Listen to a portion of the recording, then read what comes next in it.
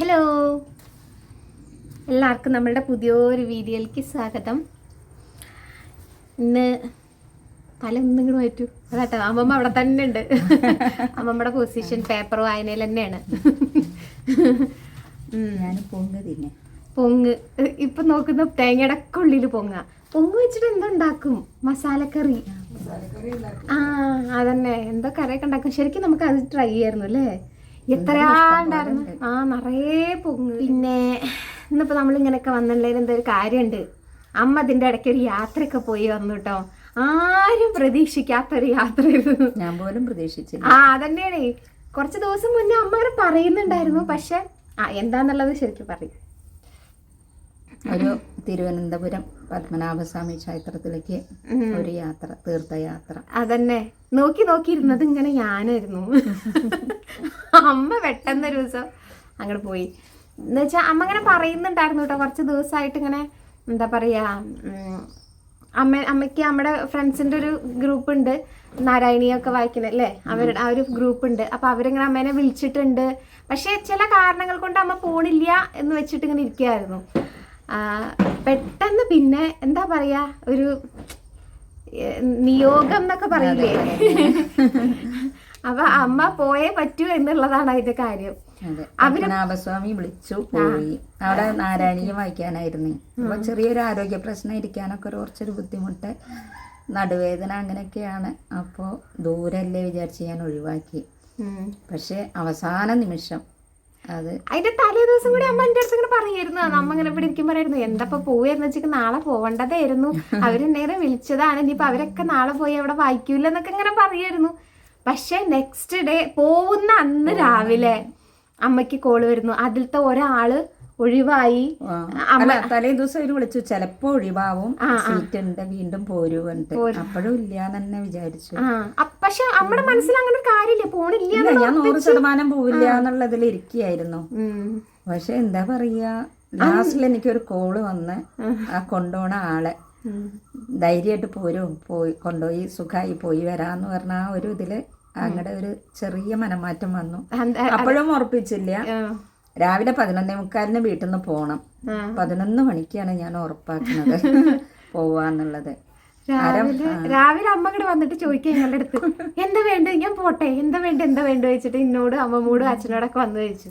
അതുവരെ വീട്ടിൽ പറഞ്ഞില്ല, കാരണം പോണില്ല എന്നുള്ള ഒരു ഇതിലിരിക്കുന്നു.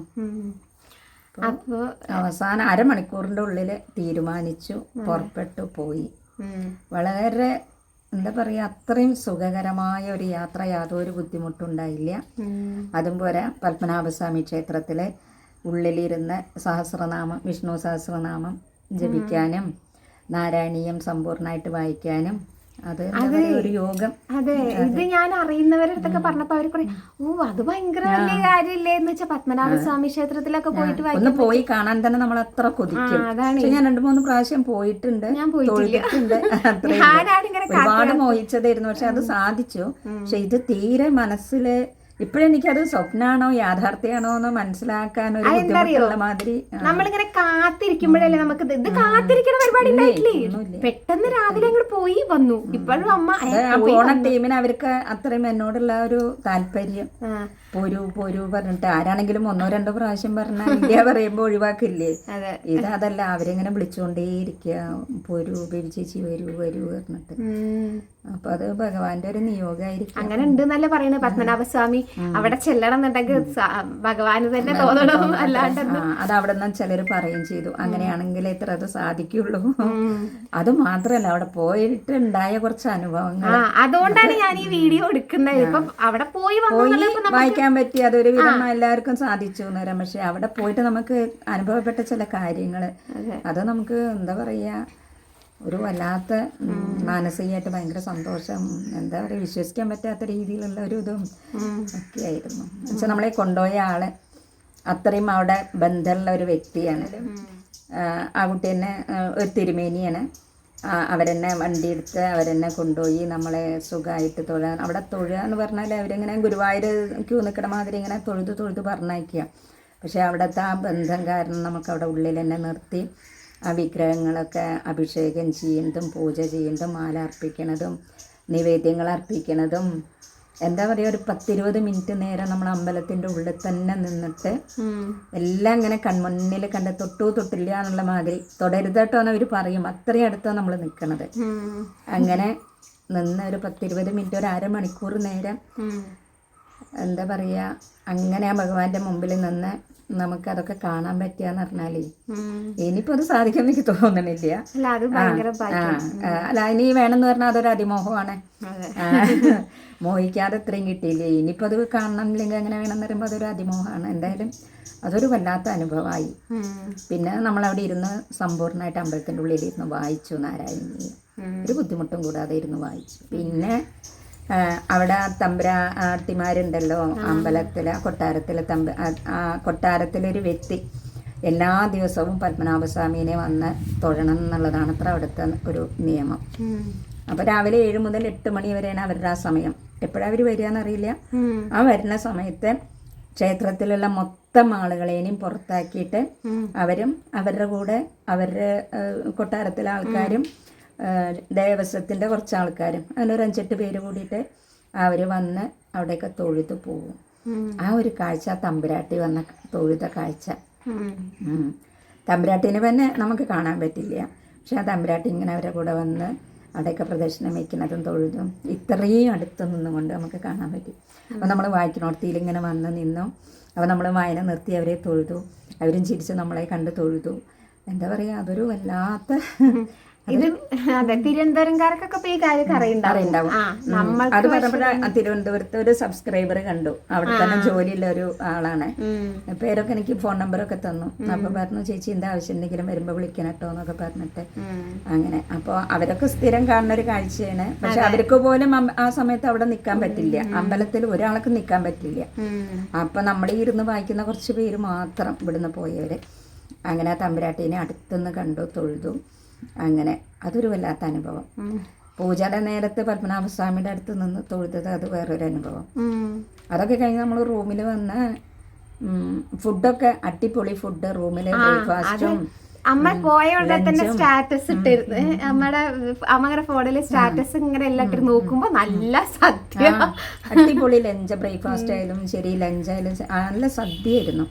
അതൊക്കെ കഴിച്ച് അങ്ങനെ നമ്മൾ പോരാൻ വേണ്ടി ഇരിക്കുന്ന സമയത്താണ് തമ്പുരാട്ടിയുടെ മകൾക്ക്, കാരണം നമ്മളെ കൊണ്ടുപോയ തിരുമേനി അവരായിട്ട് നല്ല ബന്ധമാണ്. അപ്പോൾ വലിയ കുന്നിന്ന് വന്നവരെ ഞങ്ങൾ നേരിട്ട് കാണണം എന്ന് പറഞ്ഞാൽ നമ്മളെ കാണാൻ വന്നു. കുറേ നേരം സംസാരിച്ചു, റൂമിലേക്ക് വന്നു, സംസാരിച്ചു, ഫോട്ടോ എടുത്തു. ഇനി നമ്മളെ നാട്ടിലേക്ക് ഇടയ്ക്ക് വരാറുണ്ട് അവരെ, പക്ഷെ നമ്മൾ കണ്ടിട്ടില്ല കേട്ടോ. അങ്ങനെ വരാറുണ്ട്, പക്ഷെ നമ്മൾ കണ്ടിട്ടില്ല. അപ്പോൾ ഇനിയും എന്തെങ്കിലുമൊക്കെ കാര്യങ്ങളുണ്ടാകുമ്പോൾ വരാം, നിങ്ങൾ ഇനിയും വരണം എന്നൊക്കെ പറഞ്ഞിട്ട് എന്താ പറയാ, അവരുടെ ആ ഒരു വിനയവും ഒരു കുലീനതയും. അല്ല അങ്ങനെയാണല്ലോ, എന്താ പറയാ, എത്രത്തോളം കരം കൂടുന്നോ അത്രത്തോളം, അങ്ങനെ പറയില്ലേ നമ്മള്, എന്താ അതിനൊരു പഴഞ്ചൊല്ല് പറയില്ലേ, അതന്നെയാണ്. അതൊക്കെ കാണുമ്പോ നമ്മളൊക്കെ എന്താ അതാ പറയണത്, അവർക്കൊക്കെ എങ്ങനെ അഹങ്കരിക്കാം, എങ്ങനെ പെരുമാറാം. പക്ഷെ അഹങ്കാരമൊക്കെ നമുക്കാണ്. അല്ലെ, ആ തമ്പുരാട്ടിയെ കണ്ടാൽ നമ്മൾ അങ്ങോട്ട് പറയേണ്ട വാക്കുകളാണ്, കാണാൻ പറ്റിയല്ലോ, സന്തോഷമല്ലോ. പക്ഷെ നമ്മൾ പറയുന്നതിന് മുന്നേ നമ്മളെ തൊഴുതുകൊണ്ട് അവർ പറയാണ്. എന്നാലും തിരുമേൻ്റെ നാട്ടുകാർ ഇവിടെ വന്നിട്ട് ഈ അമ്പലത്തിൽ വായിച്ചുല്ലോ, നിങ്ങളെനിക്ക് കാണാൻ പറ്റിയല്ലോ, നിങ്ങളോട് എങ്ങനെയാ സ്നേഹം പ്രകടിപ്പിക്കേണ്ടതെന്ന് അറിയണില്ല, അത്ര സന്തോഷം, അങ്ങനെ എങ്ങനെ പറഞ്ഞിട്ട് നമ്മളെ ഇങ്ങനെ പറയാ അവര്.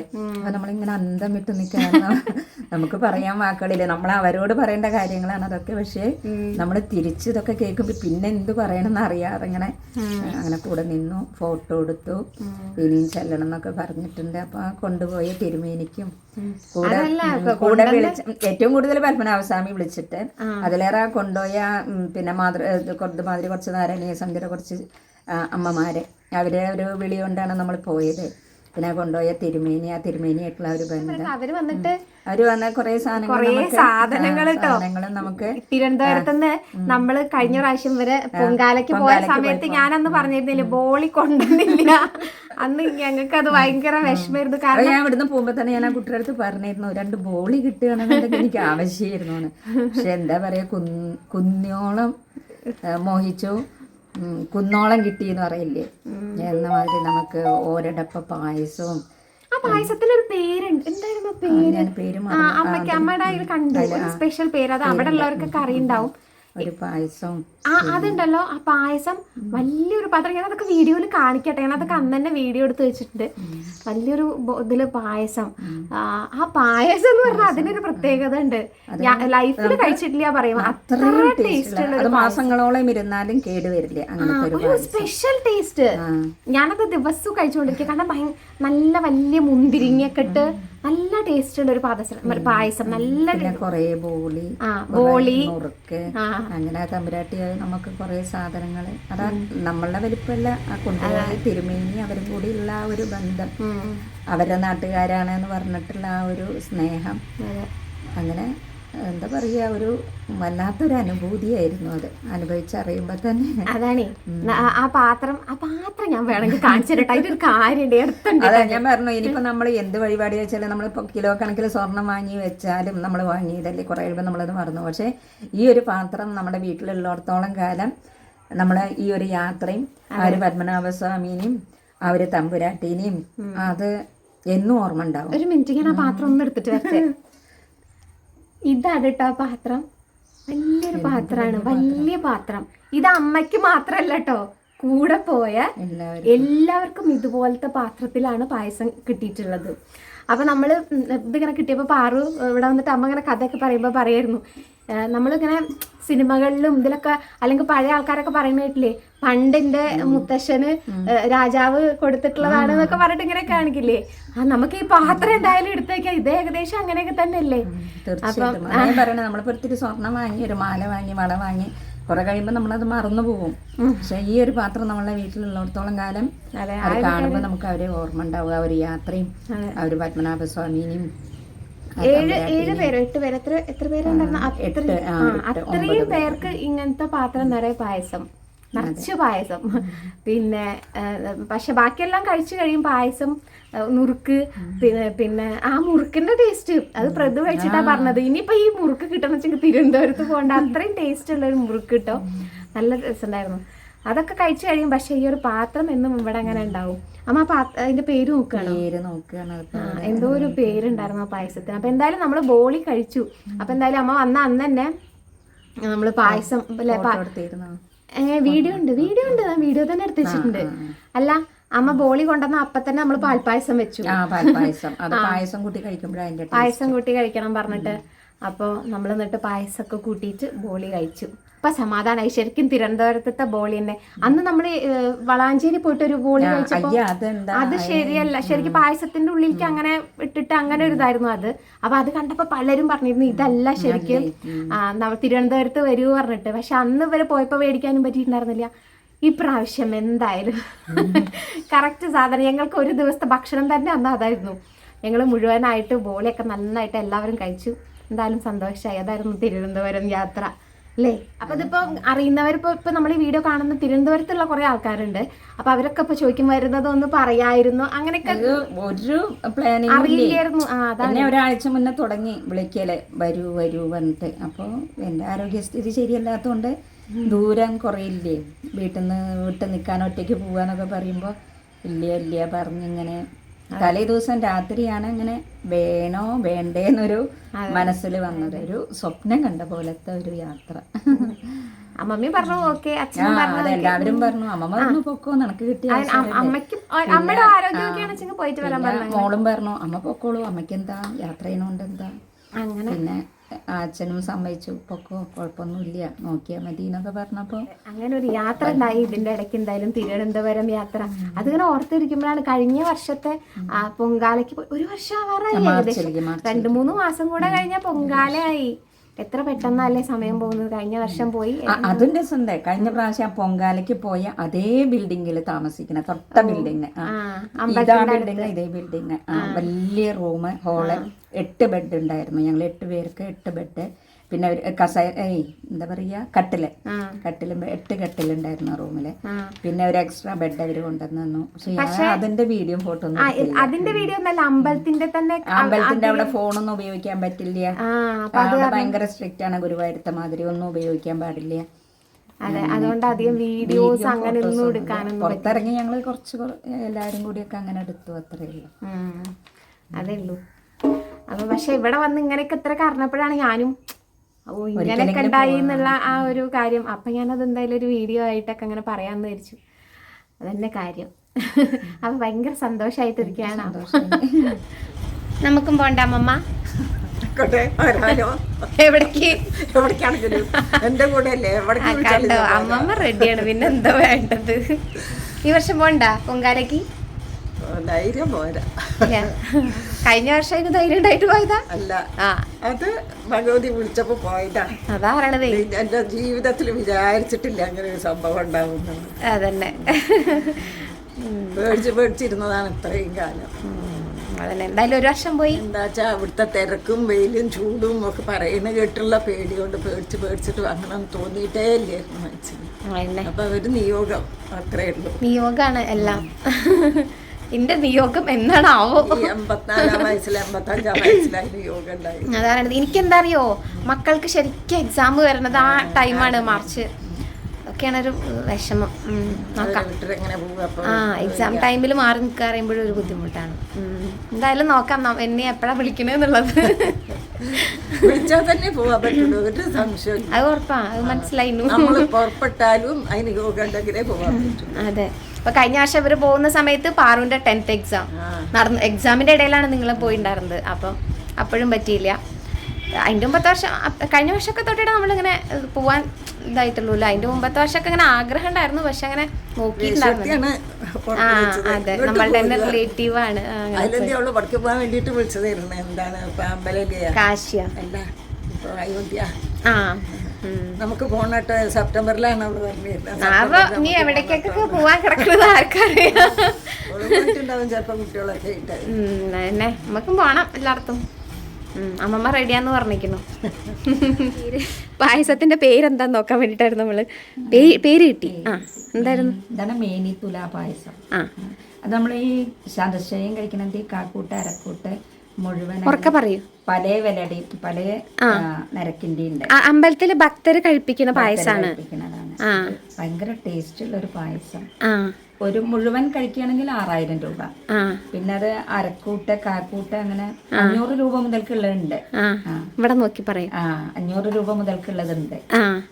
അപ്പൊ എന്താ വെച്ചാ ആ തമ്പുരാട്ടിനെ പറഞ്ഞു കൊടുത്തിട്ടുള്ളതാണ്. അവരുടെയൊക്കെ വിശ്വാസം എന്താന്ന് വെച്ചാ, തിരുവനന്തപുരംകാരുടെ വിശ്വാസം എന്താന്ന് വെച്ചാ, അത് ആർക്ക് വേണ്ടി നേരുന്നു അവരുടെ മനസ്സുപോലെ ആവുത്രേ ആ പായസത്തിന്റെ ടേസ്റ്റ്. അത് കേട്ടപ്പോ ഞാൻ അന്തം വിട്ടു. ഈശ്വര, എന്തൊരു ടേസ്റ്റ് ആയിരുന്നു അറിയോ.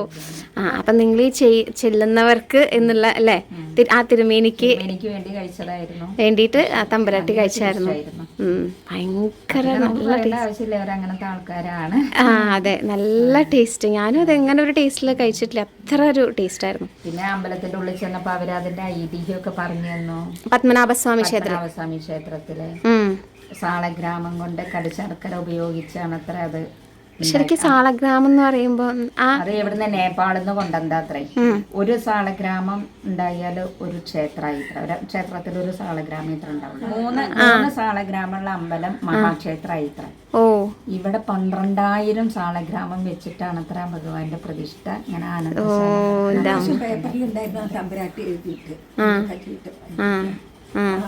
നേപ്പാളിൽ നിന്നാണ് അത്ര കുതിര ആന ഒക്കെ അങ്ങനെ ഉപയോഗിച്ച് വന്നിട്ട് അങ്ങനെ കൊണ്ടുവന്നത്. അപ്പൊ എന്നിട്ട് ആ 12,000 സാളഗ്രാമം ഉപയോഗിച്ചിട്ടാണ് അനന്തനല്ലേ, അനന്തന്റെ പുറത്ത് മഹാവിഷ്ണു കിടക്ക, പാലാഴിയല്ലേ ആ ഒരു സങ്കല്പം. അപ്പൊ എന്താ, വെള്ളത്തില് കിടക്കാൻ പറ്റില്ലല്ലോ. അപ്പൊ ആ ക്ഷേത്രം മുഴുവൻ മണല് വിരിച്ചെടുക്കാൻ ഒരു സങ്കല്പം, പാലാഴി എന്നുള്ള സങ്കല്പം. 12 വർഷത്തിലൊരിക്കലും ആ മണല് അവിടുന്ന് എടുത്ത് പുതിയ മണല് വിരിക്കുക. പാലാഴിയിൽ കിടക്കുക എന്നുള്ള ഒരു അതിന്റെ മുറ്റത്തൊക്കെ മണല, മൊത്തം മണല. 12 വർഷത്തിലൊരിക്കലും ഇതൊക്കെ അറിയുമ്പോഴല്ലേ അറിയുള്ളൂ. 2-3 പ്രാവശ്യം പോയിട്ടുണ്ടെങ്കിൽ അവര് പറഞ്ഞു തന്നപ്പോഴാണ് അറിയുന്നത്. പിന്നെ ആ വിഗ്രഹത്തിന്റെ മുകളില് അഭിഷേകമോ അല്ലെങ്കിൽ ഒന്നും ചെയ്യില്ല. അത് എന്തുകൊണ്ട് മയിൽപ്പീലി കെട്ടോണ്ട് തുടച്ച് 2 നേരം വൃത്തിയാക്കി ആഭരണങ്ങളും വസ്ത്രവും ഒക്കെ ഉടുപ്പിക്കുള്ളൂ. ബാക്കി അഭിഷേകത്തിനും എല്ലാ പൂജയ്ക്കും ഒക്കെ വേറെ സ്വർണത്തിന്റെ വിഗ്രഹങ്ങള്. ഒരു മഹാവിഷ്ണു താമരയിൽ നിൽക്കുന്ന ഒരു വിഗ്രഹം, ഭൂമിദേവിയും ലക്ഷ്മി ദേവിയും അപ്പുറപ്പുറമായിട്ട്, പിന്നെ വെള്ളിയുടെ ഒരു ഗണപതി മഹാവിഷ്ണുവിന്റെ വിഗ്രഹം ഇരിക്കുന്നത്. അതാണ് അത്ര പുറത്തേക്ക് എഴുന്നള്ളിക്കുക. അങ്ങനെ കുറേ ഐതിഹ്യങ്ങൾ ഇങ്ങനെ മറവി നല്ലോണം ഉണ്ട്. അത് കാരണം കുറേ ഐതിഹ്യങ്ങൾ അവരിങ്ങനെ പറഞ്ഞു തരുമ്പോഴാണ് നമുക്ക് അറിയണത്. ശരിയാ. മതിയാ തീർത്ഥക്കുളം കാണണം. പത്മതീർത്ഥക്കുളം എത്ര വലിയ കുളമാണ്. അമാതിരി അവിടെ ഉള്ള ഒരു വലിയ എന്ത് മാളിക എന്നാ പറയാ, കുതിരമാളിക കേട്ടിട്ടുണ്ട്. അതിന്റെ ഉള്ളിൽ അത് ഞാൻ പണ്ട് പോയിട്ടുണ്ട്, പ്രാവശ്യം പോവാൻ പറ്റിയില്ല. അതിന്റെ മേലെ ഇങ്ങനെ ക്ലോക്ക്, ആ രണ്ട് ആട്ടിൻകുട്ടി ഇങ്ങനെ മണിയടിക്കുന്ന സമയത്ത് അതിങ്ങനെ വന്ന് കൂട്ടിമുട്ടുന്നുണ്ട്. ഇപ്പൊ അങ്ങനെ ഇല്ല തോന്നുന്നുണ്ട്, പക്ഷെ എന്നാലും ക്ലോക്ക് അവിടെ ഉണ്ട്, പ്രവർത്തിക്കുന്നില്ല തോന്നുന്നുണ്ട്. ക്ലോക്ക് അവിടെ ഉണ്ട്. രാവിലെ 4 മണിക്ക് നട തുറക്കും, 3:30-4 മണിക്ക് നട തുറക്കും. കഴിഞ്ഞ പ്രാവശ്യം പൊങ്കാലയ്ക്ക് പോയപ്പോൾ ഞങ്ങള് അമ്മമ്മേനെ ആദ്യമായിട്ട് കൊണ്ടുപോകും കേട്ടോ. സുഖമായിട്ട് തൊഴുതല്ലേ, തിരക്കൊന്നും ഉണ്ടായിരുന്നില്ല. പക്ഷെ എന്താ ഗുരുവായൂർ തൊഴുന്ന മാതിരി നമ്മളിങ്ങനെ പോവുക, തൊഴുക, ഇങ്ങനെ പോയി കൊണ്ടിരിക്കും. പക്ഷെ ഇപ്രാവശ്യത്തെ അങ്ങനെയല്ല,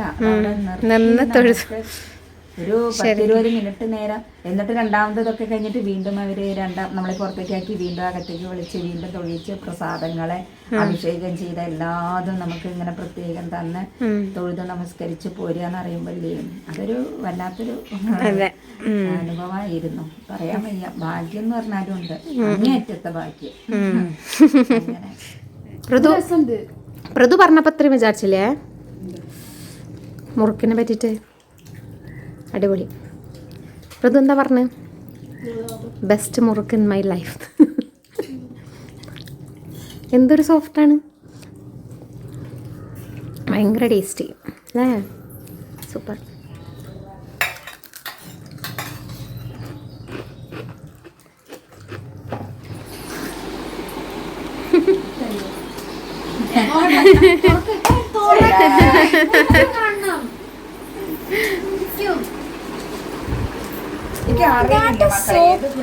ഇതൊരു കയ്യിലില്ലാത്ത ഡിസൈൻ.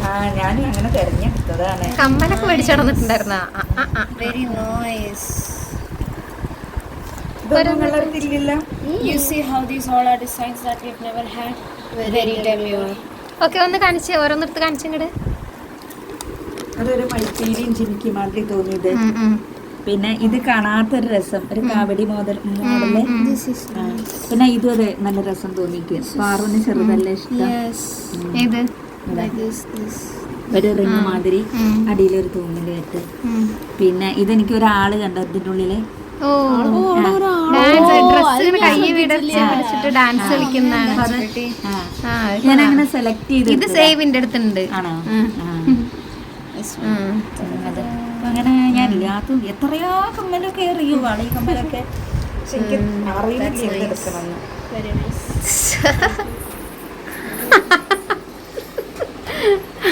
ഇതുകൊണ്ട് അല്ല, അല്ലെങ്കിൽ എന്റെ കുട്ടീനെ കെട്ടിപ്പിടിക്കാൻ ഇത്ര വലിപ്പമുള്ളൂ രീതിയിൽ. ഇതിൽ അമ്മയ്ക്ക് ഏതാ വേണ്ടത്? നാഗമ്മ മാത്രം.